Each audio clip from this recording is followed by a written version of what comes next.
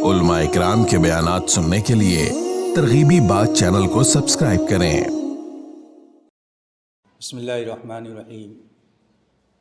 अल्हम्दुलिल्लाहि रब्बिल आलमीन वस्सलातु वस्सलामु अला सय्यिदिल अंबिया'i वल मुरसलीन व अला आलिहि व अस्हाबिहि अजमईन। अम्मा बाद, फ़क़द क़ाल अल्लाहु तबारक व तआला फ़िल क़ुरआनिल मजीद, अऊज़ु बिल्लाहि मिनश शैतानिर रजीम, बिस्मिल्लाहिर रहमानिर रहीम। कुल्लु नफ्सिन ज़ाइक़तुल मौत व इन्नमा तुवफ़्फ़ौना उजूरकुम यौमल क़ियामह फ़मन ज़ुहज़िह अनिन नारि व उदख़िलल जन्नत फ़क़द फ़ाज़ वमल हयातुद दुन्या इल्ला मताउल गुरूर। सदक़ल्लाहुल अलीयुल अज़ीम। मोहतरम बुज़ुर्गों और अज़ीज़ साथियों, शाबानुल मुअज़्ज़म का महीना शुरू हो चुका है और उसकी 3 तारीख़ आज है, यानी एक अज़ीम मेहमान की आमद होने वाली है, जिसको रमज़ान मुबारक का महीना कहा जाता है। वो एक अज़ीम मेहमान है और मेहमान जितना बड़ा होता है उसकी तैयारी उसी एतबार से की जाती है। अगर हमारे यहाँ किसी मेहमान की आमद होती है तो हम उसके लिए ज़हनी और फ़िक्री तौर से और अमली तौर से कितने तैयार रहते हैं। हर वक्त इस फ़िक्र के अंदर रहते हैं कि जब मेहमान आए तो उनको किसी तरह की कोई तकलीफ़ ना पहुँचे और उनका एज़ाज़ हो और उनकी नाक़दरी ना हो। इसी तरीके से रमज़ान मुबारक का महीना गोया कि एक मेहमान है जिसकी आमद का इंतज़ार अल्लाह के नबी सल्लल्लाहु अलैहि वसल्लम को रजब ही के महीने से रहता था और आप अपनी दुआ के अंदर एक ख़ास दुआ का इस महीने के अंदर इजाफ़ा फरमा देते थे। अल्लाहुम्मा बारिक लना फ़ी रजब व शाबान व बल्लिग़ना रमज़ान। ऐ अल्लाह, रजब और शाबान में बरकत अता फरमा और मेरी उम्र के अंदर इतनी बरकत अता फरमा कि रमज़ान तक हमें पहुँचा दे। अल्लाह के नबी सल्लल्लाहु अलैहि वसल्लम ख़ास तौर से इस दुआ का एहतमाम फरमाते थे, जो अहादीस से साबित है। हमें ये देखना है कि आज इस मशगूलियत के दौर के अंदर जहाँ किसी के पास मौका नहीं है, किसी के पास वक्त नहीं है, जब सांस चल रही है तो हम किसी जानिब मुतवज्जे होने के लिए तैयार नहीं रहते हैं। लेकिन इसी सांस चलने के ज़माने के अंदर हमें ये सोचना पड़ेगा कि एक दिन ये सांस थम जाएगी, फिर लोग अफसोस करेंगे और सिर्फ यही कहेंगे कि हमारी मुलाकात कभी उनसे फ़लाँ दिन हुई थी, वो बिल्कुल तंदुरुस्त थे, शादी के अंदर भी थे, फ़लाँ जगह भी थे। हर आदमी सिर्फ तबसरा करता रह जाएगा और जाने वाला जिसके पास मौका नहीं था किसी जगह शामिल होने के लिए, अपनी ज़िंदगी की, आखिरत की ज़िंदगी के बारे में सोचने के लिए, कभी तन्हाई के अंदर बैठकर अपनी मौत के बारे में गौर करने का जिनको मौका नहीं था, वो तो इस दुनिया से चले गए। और बग़ैर तैयारी के जाने के बाद हम देखते हैं कि दुनिया का ये ज़ाब्ता है कि अगर आदमी बग़ैर तैयारी के दुनियावी सफ़र के अंदर चला जाता है तो उसको परेशानी का सामना करना पड़ता है। अपनी मंजिल पर पहुंचने के बाद वो परेशान होता है, ठहरने के लिए नज़्म नहीं करता तो उसके लिए उसको इधर उधर भागना पड़ता है। और अगर अपना टिकट कंफर्म नहीं कराया تو ریل کے اندر اس کو دقت ہوتی ہے، پریشانی اٹھانی پڑتی ہے۔ جب دنیا کی عارضی زندگی کے اندر ایک معمولی سفر کے اندر اگر ہم بغیر تیاری کے جاتے ہیں تو ہمیں مختلف طرح کی صعوبتیں، مختلف طرح کی پریشانیوں کا سامنا کرنا پڑتا ہے۔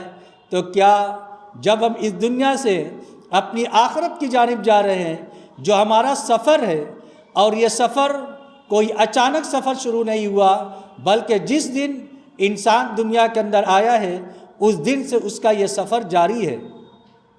ان هذه الدنيا مرتحلة ذاهبة وان هذه الآخرة مرتحلة قادمة۔ حدیث کے اندر آتا ہے کہ دنیا کا سفر بھی جاری ہے، ایک دن گزرنے کے ساتھ دنیا ختم ہونے کے قریب جا رہی ہے، اور آخرت کا سفر بھی جاری ہے، ایک دن گزرنے کے ساتھ آخرت ہم سے قریب ہوتے جا رہی ہے۔ وَلِكُلِّ وَاحِدَةٍ مِّنْهُمَا بَنُونَ، ان میں سے دونوں کے ماننے والے ہوتے ہیں، کچھ دنیا کی پرستش کرنے لگتے ہیں، دنیا کے پیچھے ایسے پڑ جاتے ہیں گویا کہ ان کا مقصود صرف دنیا کو حاصل کرنا ہے، دنیا کو کمانا ہے، تو وہ دنیا دار ہو جاتے ہیں، دنیا کے بیٹے ہو جاتے ہیں۔ اور کچھ ایسے لوگ ہوتے ہیں جن کو اللہ توفیق دیتا ہے، وہ اپنی ان دنیاوی مشاغل کے ساتھ ساتھ اپنی آخرت کو بھی یاد رکھتے ہیں، ما بعد الموت کی زندگی کو بھی یاد رکھتے ہیں، قبر کو بھی یاد رکھتے ہیں، حشر کو بھی یاد رکھتے ہیں، اللہ سے ملاقات کو بھی یاد رکھتے ہیں، آخرت کا بھی ان کو یقین ہوتا ہے۔ اس کے ساتھ جب وہ زندگی گزارتے ہیں تو یہ لوگ دارو ابنائے آخرہ کہلاتے ہیں، آخرت کے بیٹے کہلاتے ہیں۔ اللہ کے نبی صلی اللہ علیہ وسلم نے ارشاد فرمایا کہ دنیا میں دو کیٹیگری کے لوگ ہوں گے، کچھ ابناء الدنیا ہوں گے، کچھ ابناء الآخرہ ہوں گے، لیکن تم مسلمانوں کو کیا بننا ہے؟ اللہ کے نبی صلی اللہ علیہ وسلم نے یہ تعلیم دی، فَإِنِ اسْتَطَعْتُمْ أَلَّا تَكُونُوا مِنْ أَبْنَاءِ الدُّنْيَا فَافْعَلُوا، اگر تم ایسا کر سکو کہ تم دنیا کے بیٹے نہ بنو، ابناء دنیا نہ بنو، تو ایسا ضرور کرنا، فَإِنَّكُمْ الْيَوْمَ فِي دَارِ الْعَمَلِ وَلَا حِسَاب، کیونکہ آج تم ایسی جگہ موجود ہو جہاں پر عمل کی گنجائش ہے، یہاں پر کوئی حساب کتاب نہیں ہے، جو چاہو کر لو، کوئی پوچھنے والا نہیں ہے۔ وَأَنْتُمْ غَدًا فِي دَارِ الْحِسَابِ وَلَا عَمَلٍ، اور کل جب تم جاؤ گے تو ایسی جگہ جاؤ گے جہاں پر حساب و کتاب ہوگا اور وہاں پر عمل کی کوئی گنجائش نہیں ہوگی۔ دونوں جگہ کے اندر فرق ہے۔ الدنیا مزرعۃ الآخرہ، دنیا کو آخرت کی کھیتی قرار دیا گیا ہے کہ کھیت کے اندر کسان جو بوتا ہے اسی کے کاٹنے کی امید رہتی ہے۔ ہم دنیا کے اندر جو بو کر جائیں گے آخرت کے اندر ہمیں وہی ملے گا، اس کے علاوہ کوئی دوسری چیز نہیں ملے گی۔ اگر دنیا کے اندر کھیت کے اندر کسان کسی چیز کو بوئے اور اس کے علاوہ دوسری چیز کی امید لگائے رہے تو ہم اس کو بیوقوف کہیں گے، ایسے کسان کو کوئی عقل مند کہنے کے لیے تیار نہیں ہوگا۔ اسی طریقے سے اگر ہم دنیا کے اندر دنیا کی صرف محنت کرتے رہے، آخرت کو فراموش کر کے زندگی گزارتے رہے، تو یہ یاد رکھیں آخرت کے اندر اگر ہم اس چیز کی امید لگائے رہیں کہ اللہ رب العزت ہمیں معاف کر دے گا، اللہ اپنے مہمان خانے کے اندر ہمیں جگہ عطا فرمائے گا، تو یہ ہماری بیوقوفی کہلائے گی، عقل مندی نہیں ہوگی۔ الکیس من دان نفسہ وعمل لما بعد الموت، اللہ کے نبی صلی اللہ علیہ وسلم نے ارشاد فرمایا عقل مند شخص وہ ہے جو اپنے نفس کے اوپر کنٹرول رکھے اور آخرت کی تیاری کرے۔ والعاجز من اتبع نفسہ والعاجز من اتبع نفسہ والعاجز من اتبع نفسہ ہوا، اور بیوقوف ہے وہ شخص جو خواہشات نفس کی پیروی کرے، ہر وقت جو جیچ کے اندر چاہے اس کے مطابق عمل کرے۔ وَتَمَنَّا عَلَى اللَّهِ، اور اللہ سے لمبی لمبی آرزو باندھے، لمبی لمبی امید لگائے رہے کہ اللہ رب العزت ہمیں معاف کر دے گا۔ بے شک اللہ معاف کرنے والا ہے، لیکن کس کو معاف کرے گا؟ جو ویسے اعمال کر کے جائے گا اللہ رب العزت اس کو معاف کرے گا۔ آج ہم سب اپنی زندگی کے اندر جائزہ لیں، اپنے گریبان کے اندر جھانک کر دیکھیں، کوئی کسی دوسرے کے بارے میں کیا کہہ سکتا ہے؟ ہر آدمی کا اپنا اپنا مسئلہ ہوگا، وہاں پر کوئی کسی کے ساتھ نہیں آئے گا، اور اس کا مسئلہ جب اس کی موت کا وقت شروع ہوگا تبھی سے شروع ہو جائے گا۔ سارے لوگ ہم سے علیحدہ ہو جائیں گے، چھوٹ جائیں گے۔ وہ عالم ہوگا جب کہ ہم تو موجود ہوں گے لیکن ہم اپنی آنکھ سے اپنے رشتہ داروں کو نہیں پہچان رہے ہوں گے، ہم اپنی زبان حرکت نہیں کر پا رہے ہوں گے، اس وقت لوگ ہمیں جھنجھوڑ رہے ہوں گے، آواز دے رہے ہوں گے، لیکن ہم کسی کی آواز کو نہیں سن پائیں گے، کیونکہ وہ عالم برزخ شروع ہو جائے گا، موت کا منظر شروع ہو جائے گا۔ دنیا والے، ہمارے رشتہ دار ہمیں دنیا کی چیزیں دکھائیں گے، اولاد کو دکھلائیں گے، پوتوں کو دکھلائیں گے، لیکن اس وقت دیکھنے والے کی نگاہ کے سامنے موت کے مناظر ہوں گے، اس کو وہاں کے منظر نظر آ رہے ہوں گے، دنیا کی ساری چیزیں اس کو ہیچ نظر آئے گی اور وہ وہاں کی زندگی کے اندر مگن ہو جائے گا۔ اب اس وقت اگر وہ اچھی زندگی گزار کر جائے گا تو اس وقت فرشتے اس کے استقبال کے لیے آئیں گے اور وہیں سے اس کی زندگی اچھی شروع ہو جائے گی، اور اگر خدا نخواستہ زندگی ایسی گزری ہوگی جو اللہ کو نافرمانی کے ساتھ ہوگی تو یہ یاد رکھے اسی وقت سے تکلیف شروع ہو جائے گی۔ جب موت کے فرشتے آئیں گے اور اس کی روح قبض کریں گے تو اس وقت جو شدت کا عالم ہوگا، تکلیف کا عالم ہوگا، آدمی اس کا اندازہ نہیں لگا سکتا۔ اللہ کے نبی صلی اللہ علیہ وسلم نے حدیث کے اندر ارشاد فرمایا، جس کا مفہوم ہے کہ اگر مرنے والے کے ہاتھ کے اندر اس وقت تلوار دے دی جائے تو موت کی ایسی شدت ہوتی ہے کہ وہ آس پاس والوں کو اس تلوار سے ختم کر دے۔ کیسی شدت ہوگی، موت کی کیسی تکلیف ہوگی، آدمی اس تکلیف کا اندازہ اس دنیا کے اندر نہیں لگا سکتا۔ جو اس مرحلے سے گزر رہا ہوتا ہے اسی کو اس کا اندازہ ہوتا ہے، جو دنیا کے اندر موجود ہے اس کو اس کا اندازہ نہیں ہوتا۔ ہم کبھی تنہائی کے اندر بیٹھ کر ذرا اس کے بارے میں غور کریں، اس کے لیے ہم وقت نکالیں۔ ہم اعلانات سنتے ہیں لیکن آج سننے کے باوجود ایسا ہو گیا جیسے کہ ہمارے کان اعلان سننے کے عادی ہو گئے اور اس کے سننے سے ہمارے دل کے اوپر کوئی فرق نہیں پڑتا۔ حالانکہ یہ یاد رکھنا چاہیے کہ آج جب ہم کسی دوسرے کا اعلان سن رہے ہیں، کل ایسا دن بھی آئے گا کہ ہمارا اعلان ہوگا اور لوگ سن رہے ہوں گے، ہم نہیں سن رہے ہوں گے۔ ہمارے ساتھ بھی ایسا وقت آئے گا، اذا حملت الی القبور جنازۃ فاعلم بانک بعدها محمول۔ ہارون رشید کے لڑکے نے جب اس کی موت کا وقت قریب آیا اور اس وقت اس کے پاس ایک بزرگ موجود تھے تو ان کو نصیحت کرتے ہوئے یہ ارشاد فرمایا، یا صاحبی لا تغترر بتنعمی، اے میرے دوست، اے میرے ساتھی، دنیا کی ناز و نعمت کے اوپر، دنیا کی چیزوں کے اوپر دھوکے کے اندر مت پڑو۔ فإن العمر ينفد والنعیم یزول، کیونکہ عمر تو ختم ہو جائے گی اور نعمت ساری کی ساری زائل ہو جائے گی۔ دنیا کی جن چیزوں کے اوپر غرور کر رہے ہو، جن کے اوپر اترا رہے ہو، جن کے اوپر گھمنڈ کر رہے ہو، یاد رکھو آنکھ بند ہونے کے ساتھ وہ ساری کی ساری چیزیں ختم ہو جائیں گی۔ جب عمر ختم ہوگی تب پھر اس کے بعد جب آدمی جائے گا تو یہ دنیا کی کوئی چیز اس کے ساتھ نہیں جائے گی، جیسا آیا تھا اسی طریقے سے خالی ہاتھ اس دنیا سے جائے گا۔ وَإِذَا حَمَلْتَ إِلَى الْقُبُورِ جَنَازَةً، یہ یاد رکھو جب جنازہ کو اٹھا کر قبرستان کی طرف لے کر جایا کرو، فَعْلَمْ بِأَنَّكَ بَعْدَهَا مَحْمُولُ، تو یہ یاد رکھو کہ ایک وقت ایسا آئے گا کہ تمہارا جنازہ بھی اٹھایا جائے گا۔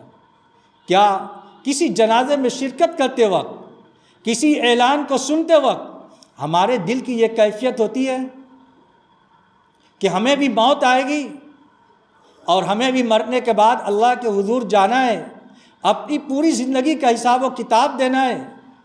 اس وقت جب آنکھ بند ہوگی، آج ہم ایک سے ایک اچھے کپڑے پہن رہے ہیں، اچھے طریقے سے نہا رہے ہیں اور یہ دھیان دیتے ہیں کہ نہانے کے اندر اچھے طریقے سے صفائی ہو جائے۔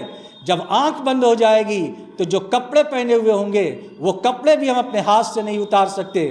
اس وقت ہم دوسرے کے مجبور ہو جائیں گے، نہانے کے لیے بھی ہم دوسرے کے مجبور ہو جائیں گے۔ کوئی دوسرا ہمارے کپڑے کو اتارے گا، کوئی دوسرا ہمیں نہلائے گا، کوئی دوسرا ہمیں کفن پہنائے گا، کوئی دوسرا ہمیں اٹھائے گا تو اٹھیں گے، نہیں اٹھائے گا تو ہم ویسے ہی پڑے رہ جائیں گے۔ ایسے مجبور ہو جائیں گے، ہر پل پر دوسروں کے محتاج ہوں گے۔ وہ وقت ہمارے اوپر آئے گا، کیا ہم اس دن کی تیاری کے لیے اپنے آپ کو ہم نے تیار کیا؟ اور ایسا بھی نہیں کہ اب موت انہی کو آئے گی جو بہت معمر ہو چکے ہیں، جو 60 کو متجاوز ہو چکے ہیں، 70 کو پار کر چکے ہیں، 80 کو پار کر چکے ہیں، موت انہی کو آئے گی۔ ایسا بھی نہیں، آئے دن کا مشاہدہ ہے کہ آدمی دیکھتا ہے ایک آدمی صاحب فراش بہت دنوں سے ہے، اللہ رب العزت نے اس کی عمر باقی رکھی ہے، وہ زندہ رہتا ہے، اور ایک آدمی اچھا خاصا رہتا ہے، وہ اس دنیا سے جھپک پلکنے کے میں اس دنیا سے چلا جاتا ہے، جس کی آدمی کو امید بھی نہیں رہتی۔ یہ کیا ہے؟ اللہ رب العزت دنیا کے اندر حوادثات کو دکھلاتا ہے کہ اے لوگوں، اپنی غفلت کی نگاہ سے بیدار ہو، اپنی اس غفلت کو چھوڑو اور آخرت کی تیاری کی جانب مائل ہو جاؤ۔ آخرت کی تیاری کا مطلب یہ نہیں کہ تم اپنی دنیا کو چھوڑ دو، آخرت کی تیاری کا مطلب یہ ہے کہ تم اپنی دنیا کی ضرورت کو پوری کرنے کے ساتھ ساتھ اپنی آخرت کو یاد رکھو، اپنے اللہ سے ملنے کو یاد رکھو، قبر کی منزل کو یاد رکھو۔ جب اللہ کا جو حکم آ جائے اس حکم کو پورا کرنے کے لیے ہم تن و دل سے تیار ہوں۔ اللہ رب العزت نے اگر ہمیں مال دیا ہے تو ہم اس مال کے لیے اپنی آخرت کی تیاری کریں، کیونکہ صدقہ کے ذریعے سے آدمی اب مصیبت کو بھی دور کرتا ہے۔ حشر کے میدان کے اندر اللہ رب العزت اس کو سایہ بھی عطا فرمائے گا۔ جتنا آدمی صدقات کا اہتمام کرے گا اتنا آدمی حشر کے میدان کے اندر صدقات کے سایہ کے اندر ہوگا۔ آج انسان کہتا ہے کہ میرا مال ہے، میرا مال ہے، میرا مال ہے۔ بے شک یہ اس کا مال ہے، لیکن اللہ رب العزت کا عطا کیا ہوا مال ہے۔ انسان کی اپنی کاوش، انسان کی اپنی محنت کا اس مال کے کمانے کے اندر دخل نہیں ہے۔ وہ تو تقدیری چیز ہے۔ کسی کو بہت محنت کے اوپر تھوڑا ملتا ہے، کسی کو کم محنت کے اوپر زیادہ ملتا ہے۔ یہ تو اللہ رب العزت کی تقسیم ہے۔ دنیا کے اندر جس کو چاہتے ہیں جتنا چاہتے ہیں عطا فرماتے ہیں۔ یہ معاملہ اللہ رب العزت نے بندوں کے اختیار میں نہیں دیا۔ یہ اللہ رب العزت نے دنیا کا نظام بنانے کے لیے کسی کو دنیا کے اندر معمولی حیثیت میں رکھا، کسی کو معتدل حیثیت میں رکھا، کسی کو بہت زیادہ نوازا جتنا، اور یہ بھی خدا کی قدرت، کسی کے پاس کم ہے تو اس کی اولاد زیادہ ہے، کسی کے پاس مال بے افراط ہے اس کے پاس اولاد نہیں ہے یا بہت کم ہے۔ یہ اللہ رب العزت کی قدرت ہے، اللہ کی تقسیم ہے۔ یہ دنیا کے اندر اللہ رب العزت نے اس لیے کیا ہے، لِيَبْلُوَكُمْ أَيُّكُمْ أَحْسَنُ عَمَلًا۔ جن حالات کے اندر بھی اللہ نے تم کو رکھا ہے، ان حالات کے اندر رہتے ہوئے اللہ رب العزت تم کو آزمانا چاہتا ہے کہ تم میں سے نیک کام کون کرتا ہے۔ یہ حالات اللہ رب العزت اس لیے دیتا ہے تاکہ ان حالات کے اندر جانچے اور پرکھے کہ تو ان حالات کے اندر رہ کر آخرت کو کون یاد رکھتا ہے، آخرت کو کی تیاری کون کرتا ہے۔ یہ اللہ رب العزت دنیا کے اندر مختلف طرح کے حالات لوگوں کے اوپر لاتا ہے آزمانے کے لیے اور جانچنے کے لیے۔ اب ہم سب بھی اپنے آپ کو جانچیں اور اپنے آپ کو پرکھیں کہ ہم کیا اپنی آخرت کی تیاری کر رہے ہیں یا دنیاوی چیزوں کے اندر اپنے آپ کو مشغول کیے ہوئے ہیں۔ نماز کا اہتمام، قرآن پاک کی تلاوت کا اہتمام، شعبان کے مہینے کے اندر اللہ کے نبی صلی اللہ علیہ وسلم سے جو ثابت ہے، آپ علیہ الصلاۃ والسلام متعدد احادیث کے اندر آتا ہے کہ شعبان کے اندر جتنا روزہ رکھتے تھے رمضان کے علاوہ کسی مہینے کے اندر اتنا روزہ کا اہتمام نہیں کرتے تھے۔ رمضان کی آمد سے پہلے شعبان کے اندر اللہ کے نبی صلی اللہ علیہ وسلم روزے کا اہتمام کرتے تھے۔